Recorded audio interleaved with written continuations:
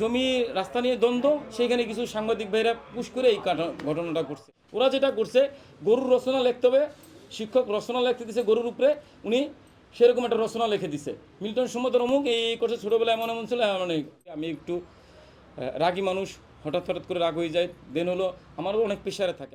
সবাই যেটা করে বাংলাদেশের সবগুলো বিজনেস পেজ বলেন, চ্যারিটি পেজ বলেন, যে কোনো পেজ, বিদ্যানন্দও চালায়, মাস্তুলও চালায়, সবাই অ্যাড চালায়, সবাই প্রমোশন চায়, সবাই ফেসবুক ভারী করতে চায়। সেইখানে 2019 না 21 সালে আমরা একটা এজেন্সি দিকে কাজ করাইতাম, পোস্ট করাইতাম, তারা করছে ভাই। এটার জন্য আমি জানতাম না, গতকালকে থেকে জানতে শুরু করছি, আমি আন্তরিক দুঃখ প্রকাশ করছি। ঠিক আছে, সবার কাছে ক্ষমা প্রার্থী, এটা ইচ্ছাকৃত না, এটা অনিচ্ছাকৃত, আমি জানি না ভাই। আমি যদি কম টাকায় জমি কিনতে পারি, আমার জন্য শুধু না কিনি, অসুবিধা কোথায়? আমি আমার বাপ মায়ের জন্য, অসহায় মানুষের জন্য 100 বিঘা সম্পত্তি কিনবো, আমার কাছে যদি টাকা থাকে, তাহলে অসুবিধা কই? আমি কম টাকায় জমি পেলে তো কিনবই। যেখানে জমির ভ্যালু 4 লাখ টাকা, সেখানে যদি আমি 1.5 লাখ টাকায় পাই, কিনবো না কেন? আমার কাছে যদি টাকা থাকে অবশ্যই কিনবো, অবশ্যই কিনবো আমি জমি। যদি যার সাথে আমার জমির রাস্তা নিয়ে দ্বন্দ্ব বাড়ছে, সে যদি আমারে কম টাকায় দেয়, আমি কালকেই জমি কিনবো, তার সাথে দ্বন্দ্ব সব শেষ। আমার 4 লাখ টাকায় 4 লাখ 5 লাখ টাকায় বিক্রি করবে, আমার সামর্থ্য নাই, আমার কাছে 1.5 লাখ টাকা আছে, 1.5 লাখ টাকায় জমি বিক্রি করবে কিনা। কিন্তু একটা কথা আছে, তার সাথে ওই বিষয় নিয়ে কোনো সমস্যাই না। সে আমার কাছে কোনোদিন জমি বিক্রি করতে চায় নাই, আমি তার কাছে কোনোদিন জমি কিনতেও যাই নাই। বিষয়টা হইছে, আমার ওইখানে রাস্তা ছিল না, আমি কিছু দেশের প্রশাসনকে ধরে, কিছু মানুষকে ধরে আমি রাস্তাটা নিছি দাদা। রাস্তাটা নেওয়ার পরে আমার স্থান পর্যন্ত নকশায় আছে 12 ফিট, আমি 12 ফিট নিছি। 12 ফিট নয়, 8-10 ফিট করে রাস্তাটা আছে। এবং আমার জমি, কেনা জমির উপর দিয়ে তারা 12 ফিট রাস্তা চাচ্ছে, আমি যে রাস্তাটা দিতে অস্বীকার করতেছি। দ্বন্দ্বটা বাড়ছে ওইখানে। কিন্তু আপনি যদি বলেন যে আমি কম টাকায় জমি পেলে কিনবেন না কেন, আমি 100 বার কিনবো, কিনা লাগবে আমার, কারণ আমার কবরস্থান লাগবে। আমার যতটুকু জায়গা, এতে কবর হবে না। আমার বাচ্চারা আছে 45টা, বাচ্চাদের জন্য জায়গা লাগবে, আমার একটা মসজিদ লাগবে, কিনবো না কেন? যদি কেউ কম দামে জমি বিক্রি করে, অবশ্যই কিনবো। ওই যে জমি রাস্তা নিয়ে একটা ঝামেলা হয়েছে, বা একটা সহজ কথা কি, আমি একটু সত্যি এটা স্বীকার করি, মিডিয়াতেই সবার সামনে স্বীকার করি, আমি একটু রাগী মানুষ, হঠাৎ হঠাৎ করে রাগ হয়ে যায়। দেন হলো আমারও অনেক প্রেশারে থাকে, আমার অনেকগুলো বাবা মা, অনেক বাচ্চা, আমার নিজের বিজনেস, আমার বউ পোলা মেয়ের সংসার নিয়ে ঝামেলায় থাকি ভাই, এটাই স্বাভাবিক। সব টাকা পয়সার ঝামেলা থাকে। তো অনেক সময় হয় না যে আপনাদের সাথে ভুল বোঝাবুঝি হয়েছে, আমার ভালো লাগতেছে না, আপনারা জোর করে একটা নিউজ করবেন, তখন মেজাজটা খারাপ হয়ে যেতে, রাগারাগি হইতেই পারে। তো সব মিলেই আর কি, জমি রাস্তা নিয়ে দ্বন্দ্ব, সেইখানে কিছু সাংবাদিক ভাইরা পুশ করে এই ঘটনাটা করছে। এটা পরিকল্পিত অপরিকল্পিত বিষয় না। আর এদের নিয়ে আমার কোনো অভিযোগও নাই, বিশেষ করে কালবেলার ভিতরে তো অভিযোগই নাই। কারণ কি, কালবেলা এর আগে মাত্র সপ্তাহখানেক আগে, মানে ঈদের সময় 8 দিন 8টা নিউজ করছে। এই কালবেলায় পজিটিভ নিউজ করছে, মিল্টন সমদ্দার ভালো। তো হঠাৎ করে মিল্টন সমদ্দার খারাপ হয়ে গেল। তো এটা ভাই, কালবেলা তারা নিউজ করবে, একটা মিথ্যা কথা বলি, মানে মিথ্যা তাদের প্রথমটাই বলেন, তারা একটা তদন্ত প্রতিবেদন বানাবে। হ্যাঁ, তদন্ত করতেছে, 4 মাস ধরে তদন্ত করছে, এটা একটা মিথ্যা তথ্য। তারা এই তদন্তর, মানে এই নিউজ প্রকাশ করার 4-5 দিন আগেই আসছিল আমার কাছে, এসে আমাকে ফোন দিয়ে বলছে, দাদা আমি আপনার জীবনী নিয়ে, ছোটোবেলার জীবনী নিয়ে, আমার গ্রামের বাড়ি কীভাবে কাটছে, কেমন অবস্থায় ছিলেন, সেই নিয়ে আমি একটা হিস্ট্রি করতে চাই, এবং হিস্ট্রিটা প্রথম পাতায় আসবে। আমি বলছি ঠিক আছে, আসেন। আসার পরে আমি 2 ঘন্টা তাকে শুধু আমার ব্যক্তিগত ইন্টারভিউ দিছি। এইখানে এই যে কাটাছেঁড়া অঙ্গ প্রতিস্থাপন, মানে অঙ্গ বিক্রি করে আমি দুর্নীতি করছি বা আদার্সে কবরস্থানের বিষয় নিয়ে কোনো আলোচনাই হয় নাই।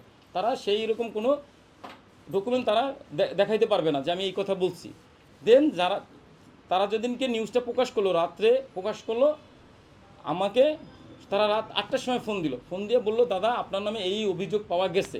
এবং আমি তাদেরকে বলছি, ভাই অভিযোগ যদি পাওয়া যায়, আপনারা সরাসরি আপনাদের ডকুমেন্ট নিয়ে আসেন, আমার সাথে বসেন, বসে আপনারা যদি আমি দোষী সাব্যস্ত করে নিউজ প্রকাশ করেন। এবং এই কথাটা যে আমি বলছি, তারা কিন্তু নিউজের শেষেও লিখছে,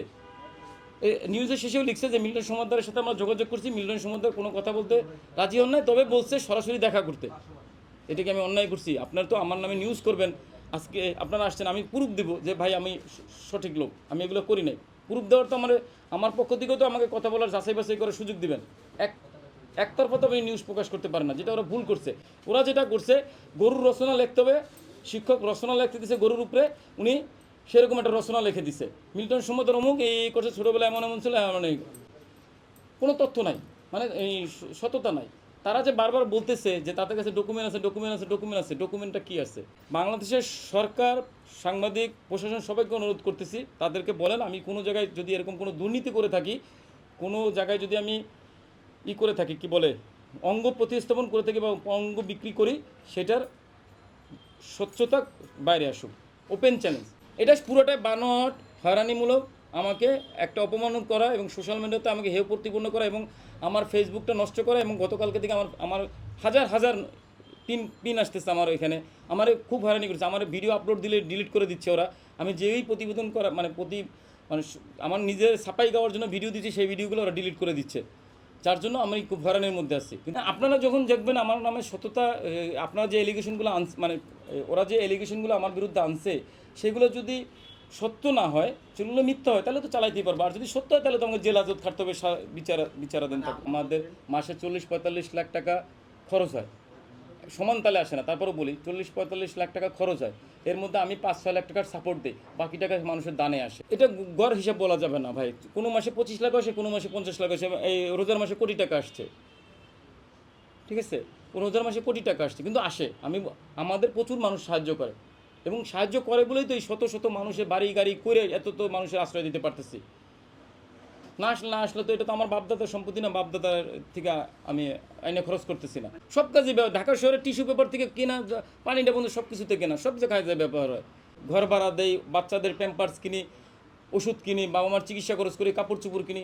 এখন আছে কেউ আছে শুধু চাল কিনে দিল, সেই চালটা খাওয়াই।